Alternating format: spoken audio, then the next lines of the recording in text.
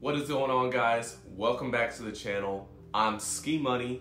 Thank you for watching this video. Today I've got something really special for you. I want to show you how I've taken certain concepts in my life, like letting my money work for me, in order to be able to purchase nice things. So I'm going to show you today how I leveraged options contracts in the stock market to be able to purchase a MacBook Pro. So how did I do that? Basically, we did something called a debit spread. We swing traded a debit spread. Later on in the video, I'm going to further explain, but first, let's check out the MacBook Pro. The new MacBook Pro with M1 is the laptop I've been waiting for. And I know this because I've been using the system for a few months to plow through my workload, and I can barely get this laptop to stutter, no matter what I throw at it. With the new M1 chip, the Apple silicone inside this 3-pound beast runs circles around most Windows laptops. When it comes to sheer performance, it's at the top of its class. Just as important, the new MacBook Pro M1 outlasts the competition on battery life by a lot. We're talking more than 16 hours of endurance. My only complaint is that Apple hasn't touched the design. Starting at $1299, the MacBook Pro's biggest competitor is really the $1,000 MacBook Air M1, which has a dimmer display and shorter but still great battery life, along with a slightly weaker 7-core GPU for its starting configuration. Nevertheless, I still love the design of my 2020 Apple MacBook Pro. Now, on to how I use stocks and options in order to be able to purchase this beautiful laptop. Okay guys, so we're here on Thinkorswim right now, and we're going to basically start off where we're going to do basic fundamentals for a swing trade. So what do we need to remember is important when we're looking at running a swing trade. It's not the same as a day trade, obviously, so you're not going to use the same time frames. So the biggest thing, the most important thing right now is that you zoom out, that you get a broader view of the market to see what it's doing. So what I did for this trade was that I could see, okay, on the 180-day 4-hour chart, gold has been trading within a channel. So this has helped me to get the broader look of what are the movements that gold is making so that I can better predict or foresee a move that's coming in the future. So what that did was that really helped me to understand that there's a channel right now, that gold is trading in between a channel. So it's trading in between this, it's a bearish channel right now. And what is awesome about this is that you can see that not only did it just bounce off the bottom end of this channel, but it also hit a critical support line.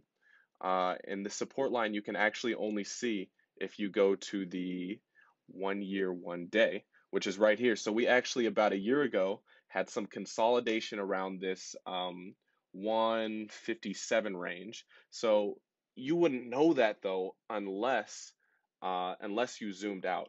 So this helped me to not only know, okay, so we just bounced off the bottom range of the channel, but at the same time, we also bounced off of a critical support. So that is, all of these things are congregating and being used to give us a higher probability of success. We're able to gather all of these different pieces of information, support and resistance and channel trading, in order to say that we have a better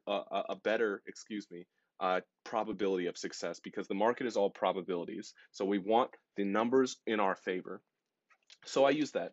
So my thoughts in between this was an options trade, and I did a bullish call debit spread.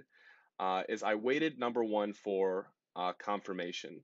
So that's what we got just about here. Is we got the bounce, I got confirmation, and once I got confirmation, I said, okay, we'll buy in right now with a debit spread. So most likely what's going to happen with this trade is it's going to bounce right here at the critical support and at the bottom edge of the channel.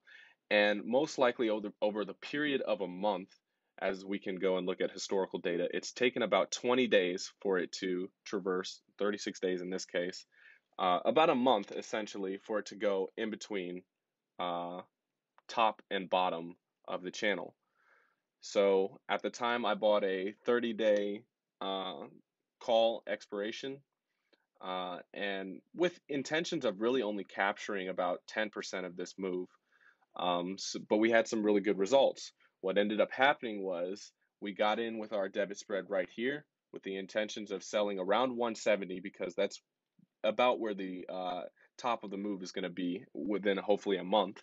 And we ended up executing up $1,100. So out of this options trade, we ended up making $1,100 from this. And that was how I was able to hedge debit spreads in order to purchase a MacBook Air. So that's basically, guys, the gist of this options trade. Now, in no ways is this meant to be coming from a professional. I'm not a professional, but I've been doing this for years now, to the point where I can explain to you an options trade and how it's going to break down, how it's going to work. We could have actually held this a little bit longer, but I knew that when we had this giant jump before the closing of the market, I knew that the next day we were going to have this giant dip. So my idea was, okay, I'll close right here, I'll buy the dip, and we'll get back into the trade. And that's actually what ended up happening. So I didn't have to take all that downside of the trade, which was really critical for me. So now we're back in the trade on the journey back to about 170, and we may capture it before that. You just always want to make sure that you're paying attention to market behavior, and that you're prioritizing market behavior and paying attention to what it's doing. You don't want to push your ideas or your thoughts or your wants on the market, because the market doesn't care. So that's why we have to really pay attention to our psychology and to how we're thinking about these certain trades. Because as one of the people that I learned from, you can check him out on YouTube. His name is Marcus Heitgoetter. He teaches SRC profits, and that's what's important to me, is that we create systematic, repeatable, and consistent profits through different trades. So some people might say, oh, you could make more money in cryptocurrency, or you could make more money doing this, or credit spreads. Who cares? All that matters to me is that I am happy with making this amount, and I'm consistent with this, because if you can't be consistent, then it doesn't matter what you do necessarily. So that's why I like debit spreads, because they actually, some people may also say that debit spreads have a lower chance of probability, and that's true. Debit spreads versus credit spreads, a credit spread has a higher probability of being in the money and of you maintaining your credit. A debit spread, it's a little less. So you have to be a bit more accurate. But as long as you're accurate, a debit spread will actually allow you to make more money and protect more of your downside than a credit spread will. Because when a credit spread goes against you, yeah, you might have a 90% chance of success with a credit spread, but when it goes against you, it goes against you, and you take a huge hit.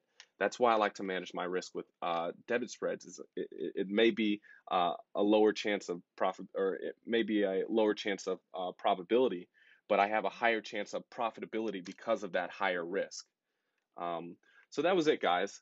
This was how I hedged debit spreads in order to purchase a MacBook Pro, because I'm getting into this YouTube thing, and it's becoming more and more important to me to actually be able to use the processing power and whatnot. So the MacBook Pro was able to really give me an edge when it comes to making videos and to trading in the stock market. So if you guys have any questions for me, I'm here to answer them.